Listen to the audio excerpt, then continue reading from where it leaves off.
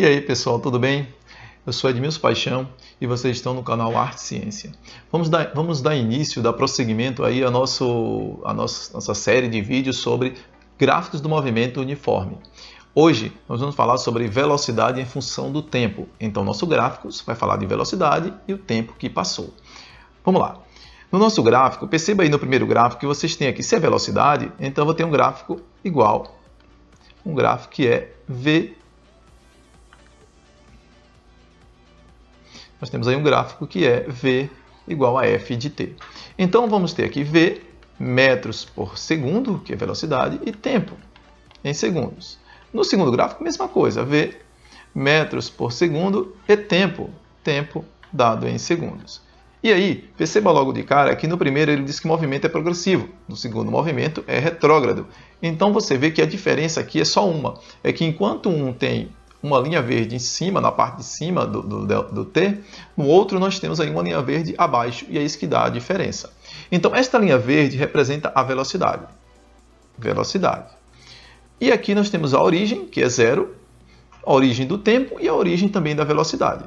Só que a velocidade ela é única. Veja que a velocidade é paralela ao eixo t, ou seja, ao tempo. Do mesmo jeito, no segundo gráfico, a velocidade, que é esta linha verde, ela é paralela à linha do tempo. Então veja que a velocidade paralela não muda. Ela é constante. Quando algo é paralelo, representado no gráfico, se alguma coisa é paralelo ao tempo, aquilo não muda, aquilo é constante, ele não vai mudar nunca. O tempo passa e ele continua do mesmo valor, na mesma quantidade, na mesma intensidade, a depender do que você esteja estudando. Mas vamos para a velocidade do movimento uniforme. Então, perceba o seguinte, nesse primeiro gráfico, como ele está acima do zero, velocidade maior que zero, movimento progressivo. No segundo exemplo, a velocidade está abaixo do zero aqui, ó. Então, movimento retrógrado, velocidade menor que zero. Pronto, é isso aí que tem que assim entender. Mas tem algumas picuinhas que a gente precisa ver na hora de fazer alguns cálculos. Então, veja só, eu vou dar um exemplo aqui, alguns exemplos para vocês verem. Vamos lá, imagine o seguinte, ó. Vamos supor que eu tenho aqui um tempo, 2 segundos, e aqui um tempo, vou colocar aqui 8 segundos, pronto, 8 segundos. E aqui a velocidade, eu vou dizer que o móvel estava aí a 10 metros por segundo, por exemplo. Velocidade positiva. E aí, o que vai acontecer? Fazer aqui, ó, do ladinho aqui, no canto aqui superior.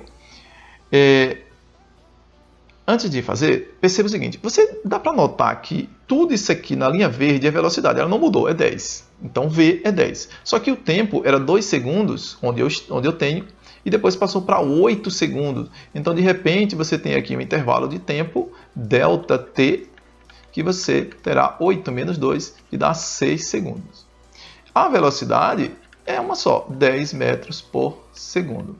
É possível saber qual é a variação de espaço que o sujeito percorreu, que o corpo móvel, a partícula percorreu nesse determinado instante? Sim. Ou seja, entre 2 e 8 segundos? Sim.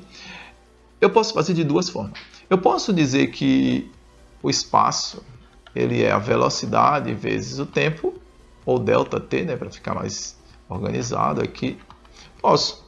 Ou eu posso dizer que o espaço ele será numericamente igual à área. A área de quem? A área limitada pela velocidade.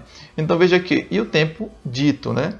Veja que eu tenho uma velocidade de 2 segundos até 8 segundos. Esta área aqui, ó, tudo isso aqui é uma área, uma região no gráfico. Então esta região no gráfico, isso aqui é uma região no gráfico. Essa região no gráfico é uma área plana. Esta área plana você vai chamar de, nesse caso é um retângulo, mas poderia ser um triângulo, poderia ser um trapézio ou um quadrado. Normalmente se usa área de triângulo, trapézio, quadrado e retângulo. Vamos ver essa que é um retângulo.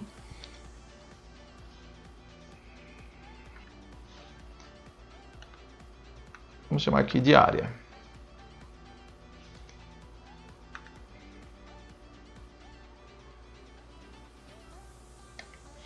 Então nós temos o seguinte, que ΔS é igual a área. Que área? A área de um retângulo. Todo retângulo ele é base vezes altura. Mas quem é base e quem é altura neste retângulo?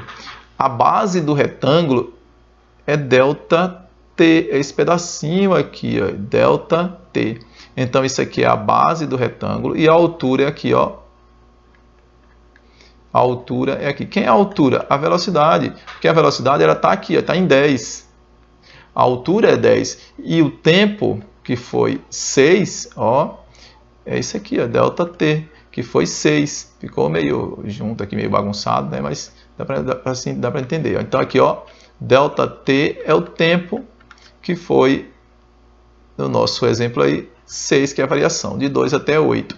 Então nós temos ΔS é igual a base, e nossa base aí foi o tempo, vai ser o tempo 6 segundos, e a altura, que a nossa altura foi a velocidade, constante, velocidade 10.